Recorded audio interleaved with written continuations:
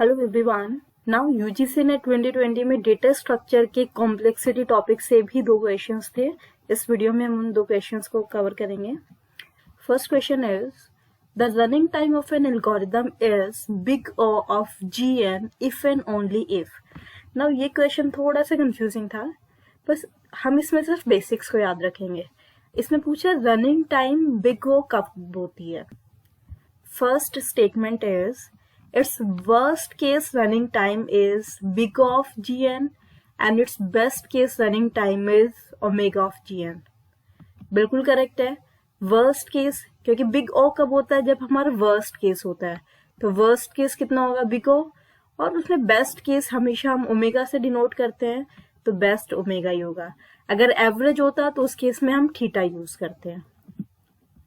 Second statement is its worst case running time is omega of Gn। ना worst case हमेशा big O होता है, omega नहीं होता, वो हमारा बेस्ट केस होता है। And best case running time is big O। ये उसने क्या किया? दोनों की पोजीशन चेंज कर दी है। सो स्टेटमेंट ए तो हमारी करेक्ट है, but B is incorrect. Next is big O of Gn is equals to omega of Gn।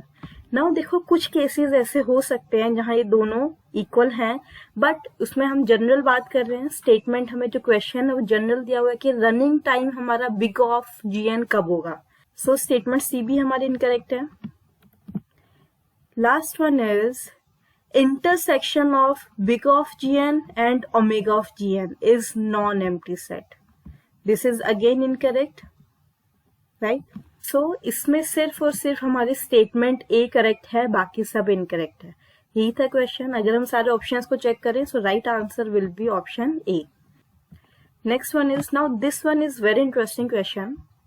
If algorithm A and another algorithm B take log of n and root n microseconds respectively to solve a problem, then the largest size n of a problem these algorithms can solve respectively in 1 second are।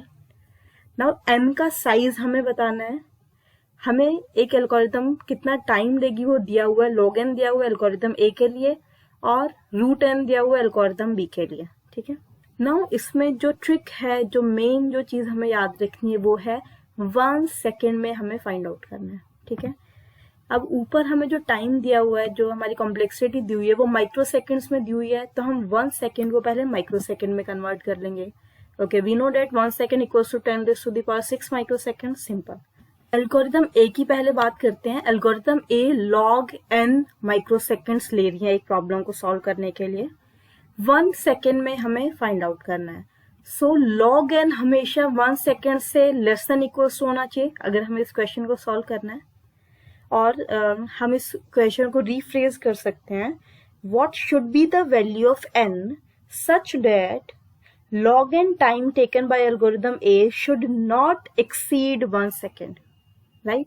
जो log n है वो हमारा 1 second से ज्यादा नहीं होना चाहिए, तभी हम n की वैल्यू फाइंड आउट कर सकते हैं। So we will write log n less than equals to 10⁶. 10⁶ microsecond के लिए है, it is equals to 1 second. Okay, now बस अब हमें इसको सॉल्व करना है। यहाँ पे log n बेस 2 दिया हुआ है, तो जब हम एक्सपोनेंशियल लेंगे दोनों साइड तो वो 2 की फॉर्म में लेंगे। सो यहाँ आपके पास आ जाएगा n less than equals to 2⁻10⁶। Now अब हमें लार्जेस्ट साइज फाइंड आउट करना है, तो लार्जेस्ट कितना हो जाएगा? n equals to 2⁻10⁶। ओके, ये तो बात हुई एल्गोरिथम ए के लिए। नेक्स्ट सेम तरीके से हम एल्गोरिथम बी के लिए फाइंड आउट करेंगे। तो उसमें हम root n less than equals to 10⁶ लेंगे। Simple, this is for algorithm B.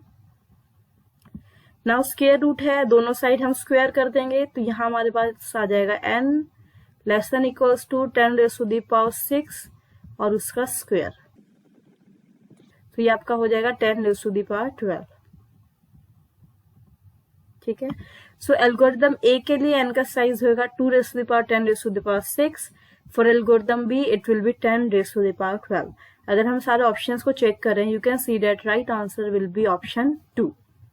वो सिंपल सा क्वेश्चन था, बट बहुत बार हम एग्जाम में कंफ्यूज हो जाते हैं कैसे कर रहे। So I hope you got the point.